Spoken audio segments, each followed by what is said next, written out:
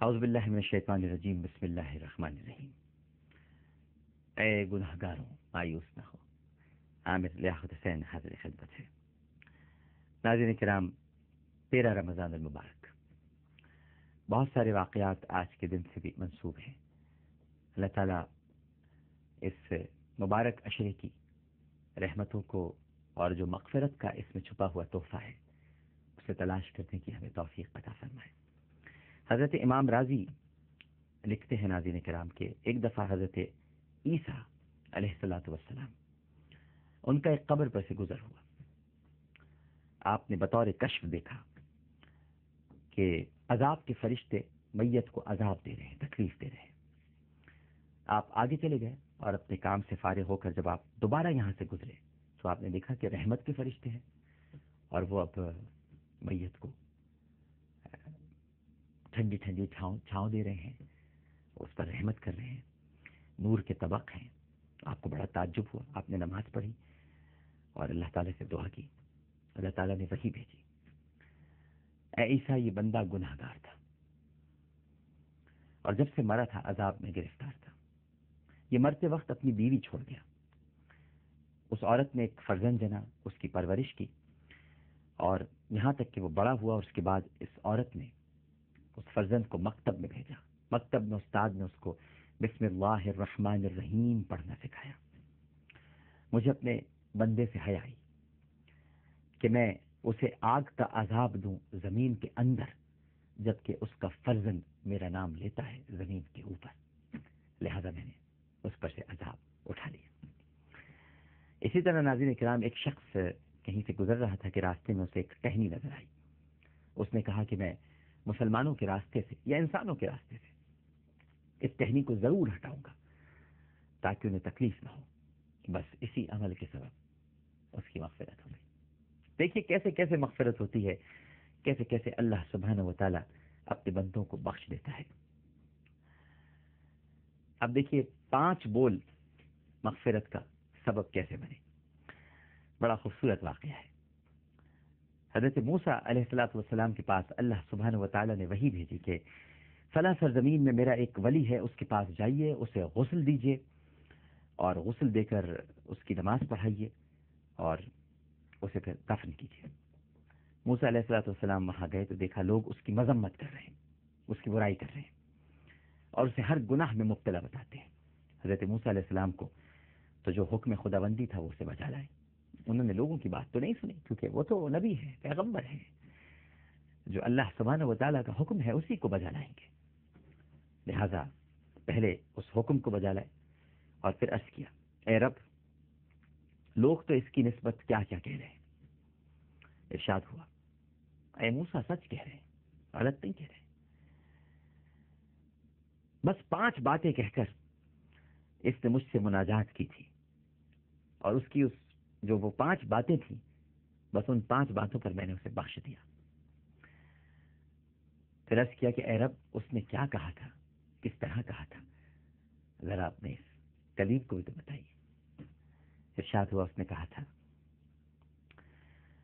اے رب، آپ کو معلوم ہے کہ میں نیک کاروں سے محبت رکھتا ہوں حالانکہ خود نیک نہیں ہوں۔ اے رب، آپ کو یہ معلوم ہے کہ میں گناہ گاروں کو ناپسند کرتا ہوں حالانکہ خود گناہ گار ہوں۔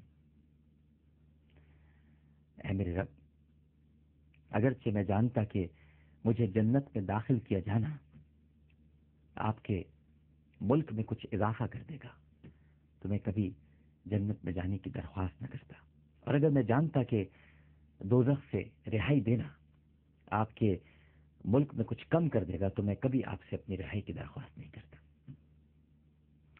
اور پھر فرمایا کہ اس نے کہا کہ اگر آپ مجھ پر رحم نہیں کریں گے تو پھر کون مجھ پر رحم کرے گا؟ اگر تو مجھ پر کرم نہیں فرمائے گا تو پھر کون مجھ پر کرم فرمائے گا؟ بس اس کے یہ 5 بول تھے موسیٰ، کچھ ایسے درد سے کہے، کچھ ایسی تکلیف سے کہے۔ اس میں احساس ندامت اس حد تک موجود تھا، اے میرے پیارے کلیم، کہ مجھے حیا آئی کہ میں اپنے اس بندے کو عذاب دوں۔ لہذا میں نے نہ صرف یہ کہ اس کی مغفرت کر دی بلکہ تجھے مامور کیا کہ تو جا اس کو غسل دے، اس کی نماز جنازہ پڑھا اور پھر اس کی تدفین کر دے۔ ناظرین کرام، ایک اور حدیث میں ہے، مغفرت کا بڑا عجیب و غریب واقعہ ہے، اور ایک تاجر کی مغفرت کا واقعہ ہے۔ ایک حدیث میں ہے کہ ایک مرتبہ حضور اکرم صلی اللہ علیہ وآلہ وسلم نے ارشاد فرمایا کہ ایک شخص اللہ تعالیٰ کی بارگاہ میں پیش ہوا۔ اللہ تعالیٰ کی بارگاہ میں پیش ہونے کا مطلب یہ ہے ناظرین کرام کہ قیامت کے روز جب حساب و کتاب ہوگا تو وہ اس وقت پیش ہوگا، لیکن اس کا کوئی نمونہ ہو سکتا ہے، وقت سے پہلے دکھایا بھی جا سکتا ہے۔ بہرحال جب وہ پیش ہوا تو اللہ سبحانہ و تعالیٰ نے فرشتوں سے کہا کہ اس کا اعمال نامہ دیکھو کہ اس نے کیا کیا اعمال کیے ہیں۔ جب فرشتوں نے دیکھا کہ اس کے اعمال نامہ کیا ہے تو معلوم ہوا کہ وہ تو نیکیوں سے تقریباً خالی ہے، اس میں تو کوئی نیکیاں ہی نہیں ہے، نہ نماز ہے، نہ روزہ ہے، نہ کوئی عبادت ہے، بس دن رات تجارت کرتا رہتا ہے۔ اب اللہ تعالیٰ تو تمام بندوں کے بارے میں جانتا ہے، سب کے دلوں کے حال سے واقف ہے، لیکن دوسروں کے سامنے ظاہر کرانے کے لیے فرشتوں سے پوچھتا ہے، خود وہ سب جانتا ہے۔ اللہ نے فرمایا کہ بھئی ذرا اچھی طرح دیکھو کوئی اور نیک عمل ہے اس کے اعمال نامے میں یا نہیں ہے۔ اس وقت فرشتوں نے فرمایا کہ ہاں ہاں، ایک نیک عمل ہے اس کے اعمال نامے میں، اور وہ یہ ہے کہ یہ شخص اگرچہ کوئی خاص نیک عمل تو نہیں کرتا تھا، لیکن یہ تجارت کرتا تھا اور اپنے غلاموں کو تجارت کا سامان دے کر بھیجتا تھا، اور یہ کہہ کر بھیجتا تھا کہ یہ سامان بیچ کر اس کے پیسے لا کر اس کو دے دے۔ اس نے غلاموں کو یہ تاکید بھی کر رکھی تھی کہ جب کوئی سامان فروخت کرو اور تم دیکھو کہ وہ شخص تنگ دست ہے، مفلس ہے، لاچار ہے، تو اس کے ساتھ نرمی کا معاملہ کرنا۔ اگر اس کو ادھار دیا ہے تو ادھار وصول کرنے میں کبھی سختی سے کام مت لینا، اور کبھی کبھی کسی کو معاف بھی کر دیا کرنا، یعنی ادھار چھوڑ بھی دیا کرنا۔ چنانچہ ساری عمر تجارت کے اندر اس کا یہی معمول رہا۔ جب کسی تنگ دست سے معاملہ کیا تو اس کو مہلت دے دی، اگر موقع ہوا تو اس کو معافی کر دیا، ادھار ہی چھوڑ دیا۔ لہذا اس کے علاوہ تو ہم کوئی اور نیکی کا معاملہ اس کے اعمال نامے میں نہیں دیکھ پاتے۔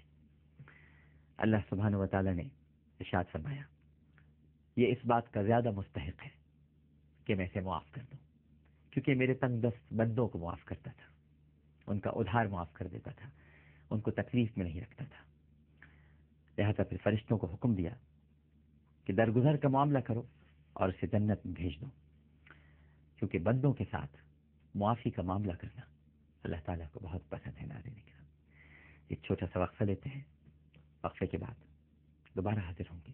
ہمیں یقین ہے کہ آپ سب لوگ